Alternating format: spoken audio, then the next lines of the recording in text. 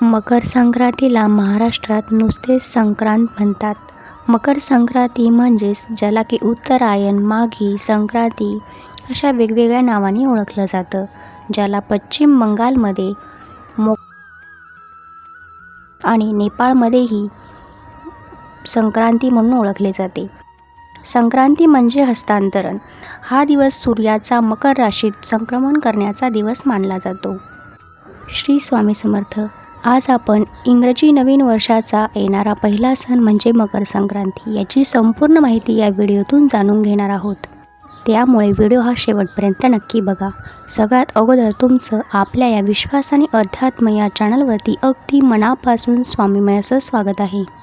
चॅनलवरती जर नवीन असताल तर चॅनलला लाईक, शेअर आणि सबस्क्राईब करायला विसरू नका. तर येणारं वर्ष म्हणजेच 2026 जे की इंग्रजी नवीन वर्ष आहे. मकर संक्रांतीचा सण 14 जानेवारी 2026 रोजी साजरा केला जाणार आहे. देशातील विविध भागात हा सण वेगवेगळ्या नावाने साजरा केला जातो.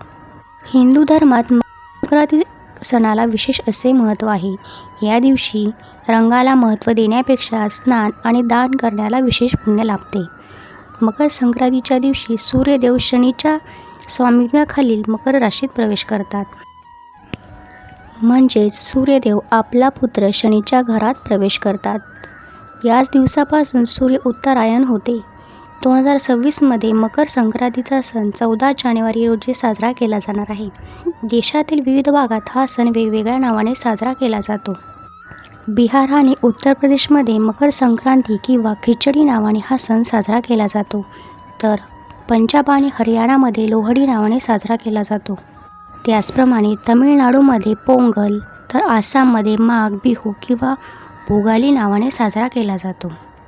तर मकर संक्रांती का साजरी केली जाते, यामागे काय कथा आहे ते आपण आता जाणून घेऊया. एक कथा प्रचलित आहे, ती म्हणजे संक्रांती देवीने संक्रासूर राक्षसाचा वध केला आणि या दिवसापासून लोकांना सुखाचे दिवस सुरू झाले, म्हणून हा सण साजरा केला जातो. त्यानंतरचा दुसरा दिवस म्हणजे किंक्रांत म्हणून साजरा केला जातो, जिथे देवीने किंक्रासुराचा वध केला अशी देखील एक कथा आहे. या दिवशी तिळगुळ खाऊन तिळगुळ घ्या, गोडगोड बोला असे म्हटले जाते, जेणेकरून नात्यामध्ये गोडवा राहावा. थोडक्यात मकर संक्रांती हा सूर्यदेवाच्या राशी परिवर्तनाचा, राक्षसाचा वध झाल्याचा, जगातील बदलांचा उत्सव आहे, जो तिळगुळ घेऊन आणि गोड बोलून साजरा केला जातो. इंग्रजी नवीन वर्ष सुरू झाल्यावर हा पहिला सण येतो. आपल्याकडे मराठी नवीन वर्ष हे चैत्र शुक्ल प्रतिपदाला सुरू होते, परंतु किती म्हटलं तरी आपले दैनंदिन व्यवहार हे इंग्रजी दिनदर्शिकेनुसार सुरू होतात.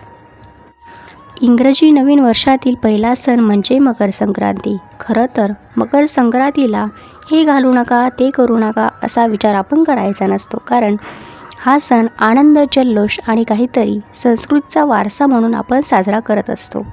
यामागे वेगवेगळी कारणे देखील असतात.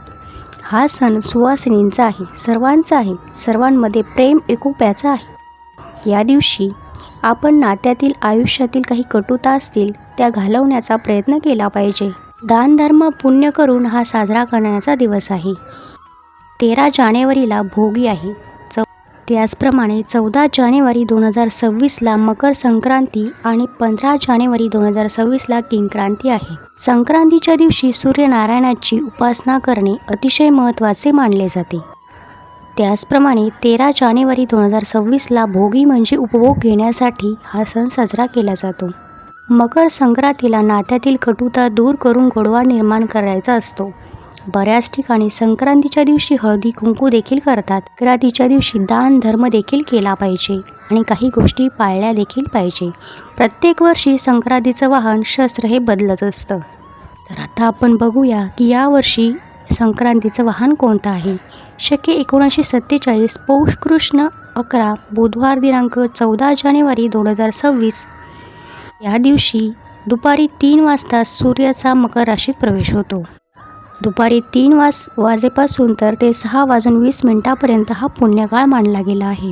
यावर्षी संक्रांतीचं वाहन वाघ असून ती पिवळे वस्त्र परिधान करून आलेली आहे. तेच आपण पिवळे वस्त्र परिधान करायचे नाही. हा एक नियम आपण पाळायचा आहे. हातात गदा आणि कुमारिका आहे.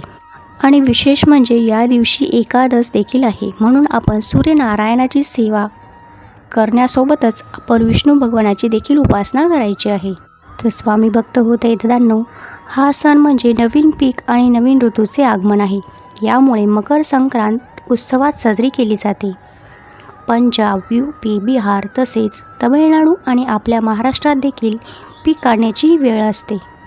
म्हणून शेतकरी मकर संक्रांतीला आभार दिवसाच्या रूपातही साजरी करतात. शेतात गहू आणि धान्याची पोती शेतकऱ्यांच्या मेहनतीचे परिणाम असते. परंतु हे सर्व ईश्वर आणि प्रकृतीच्या आशीर्वादाने शक्य आहे. त्यामुळे हा सण आपण उत्साहात साजरा करतो. याचे लौकिक महत्त्व देखील आहे. असे मानले जाते की जोपर्यंत सूर्य पूर्वेपासून दक्षिणेकडे जातो त्यावेळात सूर्याच्या किरणांना खराब मानले गेले आहे. परंतु जेव्हा सूर्य पूर्वेपासून उत्तरेकडे गमन करतो म्हणजेच गमन करायला लागतो तेव्हा त्याची किरणे आरोग्य आणि शांतीला वाढवते. यामुळे साधू संत आणि ते लोक जे आध्यात्मिक सिद्धी प्राप्त करू इच्छिता अशांना शांती आणि सिद्धी प्राप्त होते. थोडक्यात जुन्या कटू अनुभवांना विसरून मनुष्य पुढे चालत जातो. स्वतः भगवान कृष्णाने गीतामध्ये सांगितले आहे की उत्तरायणाच्या वेळी 6 महिन्याचा शुभ काळात जेव्हा सूर्यदेव उत्तरायणात होतो तेव्हा पृथ्वी प्रकाशमय होते. अशा वेळेला जो साधना करतो त्याला ती साधना प्राप्त होते. महाभारत काळात भीष्म पितामह ज्यांना इच्छा मृत्यू वरदान प्राप्त होते त्यांनी मकर संक्रांतीच्या दिवशी शरीर त्याग केला होता. हिंदू धर्मात गोड पक्वानांना सोडले तर सण अपूर्ण आहे. मकर संक्रांतीला तीळ आणि गुळाचे लाडू त्यासोबत पुरण बनवण्याची परंपरा महाराष्ट्रात आहे. तिळगुळाच्या सेवनाने थंडीमध्ये शरीराला ऊब मिळते असे म्हटले जाते की गोड खाल्ल्याने वाणीमध्ये गोडवा आणि व्यवहारात मधुरता येते आणि आयुष्यात आनंदाचा संचार होतो. तसेच या दिवशी विविध ठिकाणी पतंगही उडविले जातात आणि या सणाचा लाभ घेतला जातो, आनंद लुटला जातो. त्याचप्रमाणे या दिवशी देशाच्या बऱ्याच शहरांमध्ये मेळावे देखील लागतात. अशा प्रकारे इंग्रजी नवीन वर्षातील पहिला सण आपण हा उत्साहाने साजरा करतो, ज्यालाच आपण मकर संक्रांती असे म्हणतो. आपणही हा सण उत्साहाने जल्लोषाने साजरा करूया. सर्वांना मकर संक्रांतीच्या आताच खूप खूप साऱ्या स्वामीमयाच्या शुभेच्छा. तुम्हाला हा सण आनंद आणि चैतन्य घेऊन तुमच्या आयुष्यात येऊ, सुख समाधान प्राप्त करू हीच मी स्वामींचरणी प्रार्थना करते. तर याच माहितीसोबत मी आजचा व्हिडिओ इथे संपवते. पुन्हा भेटूयात सुंदर गोड अशा अनुभवांसोबत किंवा अशा छान एखाद्या माहितीसोबत. तोपर्यंत सर्वांनी काळजी घ्या, आनंदात राहा. श्री स्वामी समर्थ, श्री स्वामी समर्थ, श्री स्वामी समर्थ. त्याचप्रमाणे 14 जानेवारी